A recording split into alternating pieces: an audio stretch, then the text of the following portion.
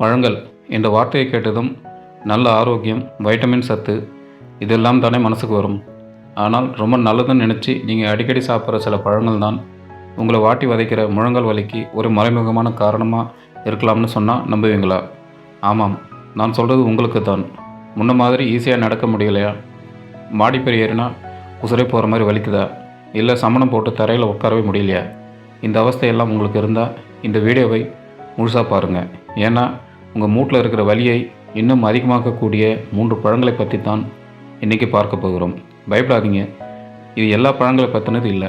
ஆனால் சில குறிப்பிட்ட பழங்களை நாம் சாப்பிட்ற விதத்தினால அதுவே நமக்கு எதிராக மாறிடுது. வாங்க அந்த உண்மைகளை பார்க்கலாம். அந்த 3 பழங்கள் எதுன்னு பார்க்கறதுக்கு முன்னாடி நாம் நம்மளோட முதல் எதிரியை பற்றி தெரிஞ்சுக்கணும். அதோட பேர் தான் அழற்சி, அதாவது இன்ஃப்ளமேஷன். சிம்பிளாக சொல்லணும்னா உடம்புல எங்கேயாவது காயம் பட்டால் நம்ம உடம்பு இரத்த செல்களை அனுப்பி சரி பண்ணுற ஒரு நல்ல விஷயம்தான் இந்த அழற்சி. ஆனால் இதே விஷயம் தேவையில்லாமல் நம்ம உடம்புக்குள்ளேயே தொடர்ந்து நடந்துக்கிட்டே இருந்தால் அதுதான் நாள்பட்ட அழற்சி, அதாவது குரோனிக் இன்ஃப்ளமேஷன். இந்த நாட்பட்ட அழற்சி நம்ம மூட்டுகள் இருக்கிற குருத்தெலும்புகளை கொஞ்சம் கொஞ்சமாக அரிக்க ஆரம்பிக்கும். முழங்கால் வலிக்கு உடற்பயிற்சி இல்லாதது, உடல் எடை, வயசு, வைட்டமின் குறைபாடு பல காரணங்கள் இருந்தாலும் இந்த அழற்சி தான் வலியோட காரணம். இந்த அழற்சிக்கு என்ன காரணம் தெரியுமா? நாம் சாப்பிட்ற அதிகப்படியான சர்க்கரை தான். நாம் சர்க்கரை அதிகமாக உள்ள உணவுகளை சாப்பிடும்போது அது உடம்புல அழற்சியை தூண்டிவிட்டு ஏற்கனவே இருக்கிற மூட்டு வலியை இன்னும் மோசமாக்குது. இப்போ புரியுதுங்களா நாம் ஏன் சில பழங்கள் விஷயத்தில் கவனமாக இருக்கணும்? சரி, வாங்க அந்த பட்டியலை பார்ப்போம். நம்ம பட்டியலில் முதல் இடத்துல இருக்கிறது எல்லார் வீட்லேயும் சாதாரணமாக இருக்கிற வாழைப்பழம் தான். ஆனால் ஒரு குறிப்பிட்ட ரூபத்தில் அதுதான் நல்லா கனிஞ்சு தோலில் கருப்பு புள்ளி விழுந்த வாழைப்பழம். என்னது வாழைப்பழமானு ஆச்சரியப்படாதீங்க. வாழைப்பழத்தில் பொட்டாசியம் இருக்குது, உடம்புக்கு நல்லது தானே, உண்மைதான். ஆனால் ஒரு வாழைப்பழம் பழுக்க பழுக்க அதில் இருக்கிற மாவுச்சத்து மெல்ல மெல்ல சர்க்கரையாக மாறும்.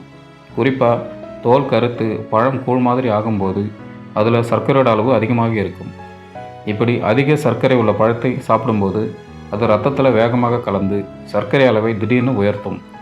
ஏற்கனவே மூட்டு வலியால் அவதிப்படுறவங்களுக்கு இந்த திடீர் சர்க்கரை உயர்வு அழற்சி இன்னும் தூண்டிவிட்டு வலியையும் வீக்கத்தையும் அதிகப்படுத்த வாய்ப்பு இருக்குது. இது மூட்டு வலியை நேரடியாக உருவாக்காது, ஆனால் ஏற்கனவே இருக்கிற பிரச்சனையை மோசமாக்கும். இதனால் நீங்கள் வாழைப்பழமே சாப்பிடக்கூடாதுன்னு அர்த்தம் இல்லை. மிதமாக பழுத்த உறுதியான வாழைப்பழத்தை சாப்பிட்றதில் தப்பே இல்லை.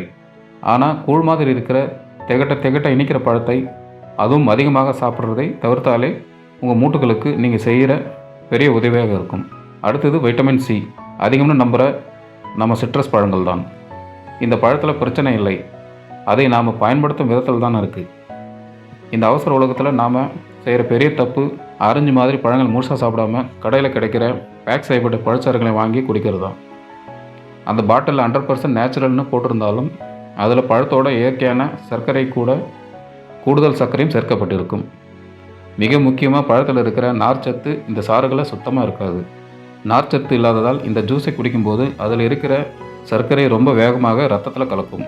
இது உடம்புல ஒரு திடீர் சர்க்கரை உயர்வை ஏற்படுத்தி மறுபடியும் நம்ம முதல் எதிரியான அழற்சியை தூண்டிவிடும்.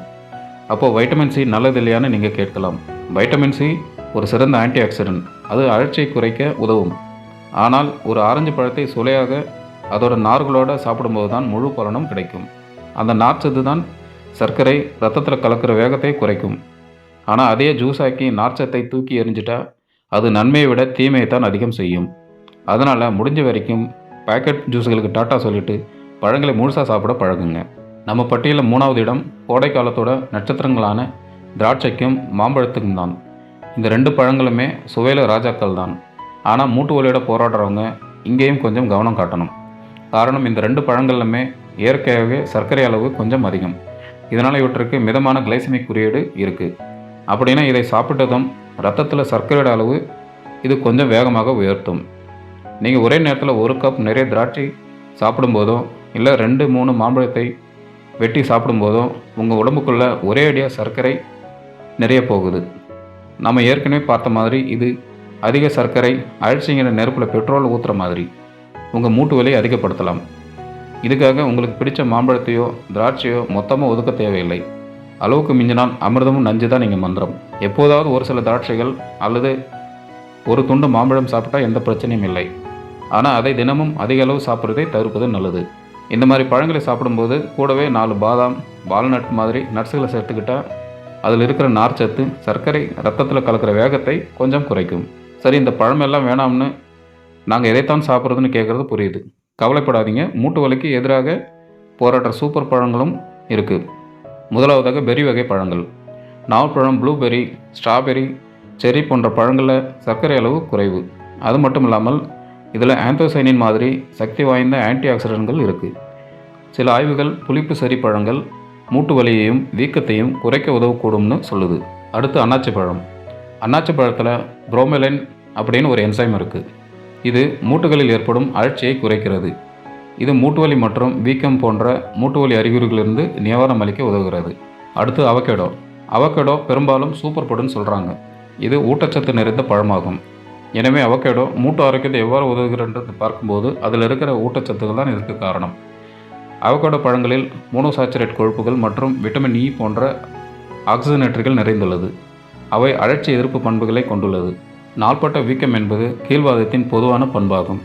மேலும் வீக்கத்தை குறைப்பதன் மூலம் இந்த ஊட்டச்சத்துக்கள் கீழ்வாத அறிகுறிகளை போக்க உதவும். மேலும் அவகேடோவில் உள்ள அவகோட்டின் எனப்படும் ஒரு தனித்துவமான கலவை உள்ளது. இது ஒரு வகை கொழுப்பு ஆல்கஹால் ஆகும். இது கீழ்வாதத்திற்கு சிகிச்சை அளிக்க பயன்படுத்தப்படுகிறது. அடுத்தது மாதுளைப்பழம். மாதுளையில் உள்ள அழற்சி எதிர்ப்பு பண்புகள் மூட்டுகளில் ஏற்படும் வலி மற்றும் அழற்சியை குறைக்க உதவும்.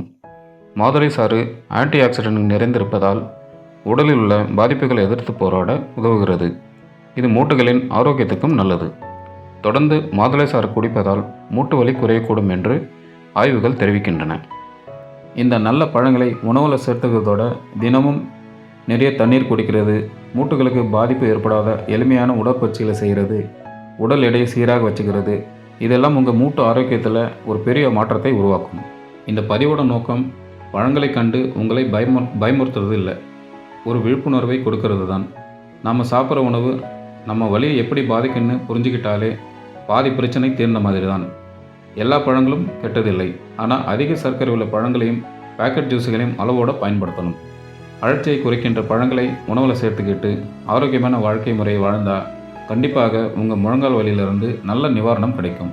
இந்த வீடியோவில் சொன்ன விஷயங்களில் ஏதாவது உங்களை ஆச்சரியப்படுத்திச்சா, இல்லை மூட்டு வலி பற்றி உங்களுக்கு வேறு ஏதாவது சந்தேகம் இருக்கா? உங்கள் கருத்துக்களை கீழே கமெண்ட்டில் சொல்லுங்கள். இந்த தகவல் உங்களுக்கு உபயோகமாக இருந்தால் ஒரு லைக் பண்ணுங்கள். மூட்டு வலியால் கஷ்டப்படுறவங்க நண்பர்களுக்கும் உறவினர்களுக்கும் இதை ஷேர் பண்ணுங்கள். இதுபோல் இன்னும் பல பயனுள்ள எளிமையான ஆரோக்கிய குறிப்புகளை தெரிஞ்சுக்க மறக்காமல் நம்ம சேனலை சப்ஸ்கிரைப் பண்ணுங்கள். அந்த பெல் ஐக்கானையும் கிளிக் பண்ணிடுங்க. மற்றும் ஒரு ஆரோக்கிய பதிவில் சந்திப்போம். இயற்கையை நம்புங்கள், ஆரோக்கியமாக இருங்கள். நன்றி, வணக்கம்.